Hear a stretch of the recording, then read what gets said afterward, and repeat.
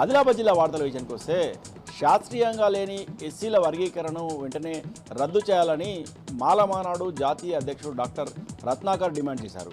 జిల్లా కేంద్రంలోని ప్రెస్ క్లబ్లో ఏర్పాటు చేసిన మీడియా సమావేశంలో ఆయన మాట్లాడారు.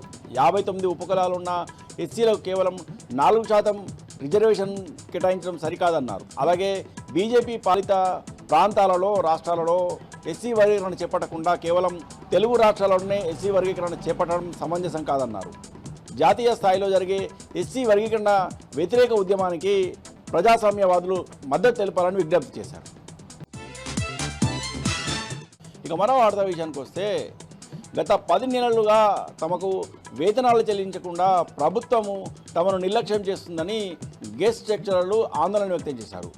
జిల్లా కేంద్రంలోని ఇంటర్మీడియట్ బోర్డు ప్రాంతీయ కార్యాలయం ఎదుట గెస్ట్ లెక్చరర్లు ఆందోళన చేపట్టారు. ఈ సందర్భంగా వారు మాట్లాడుతూ గత 10 నెలలుగా తమకు వేతనాలు చెల్లించకుండా కాంగ్రెస్ ప్రభుత్వం నిర్లక్ష్యం చేస్తుందని ఆవేదన వ్యక్తం చేశారు. ఇప్పటికైనా ప్రభుత్వం వెంటనే స్పందించి తమకు బకాయిగా ఉన్న 10 నెలల వేతనాన్ని వెంటనే చెల్లించాలని డిమాండ్ చేశారు.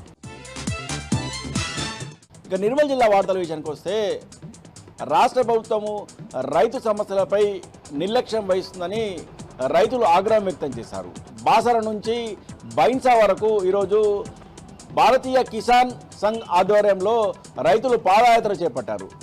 ప్రధానంగా ఇటీవల కురిసిన భారీ వర్షాలకు దెబ్బతిన్న పంటలకు వెంటనే నష్టపరిహారం చెల్లించాలని, అలాగే సోయా పంటకు సంబంధించిన కొనుగోలు కేంద్రాలను వెంటనే ఏర్పాటు చేయాలని, అలాగే సోయా పంటకు మద్దతు ధర చెల్లించాలని సందర్భంగా రైతులు డిమాండ్ చేస్తూ బైన్సా నుంచి బాసర్ వరకు పాదయాత్ర చేపట్టారు.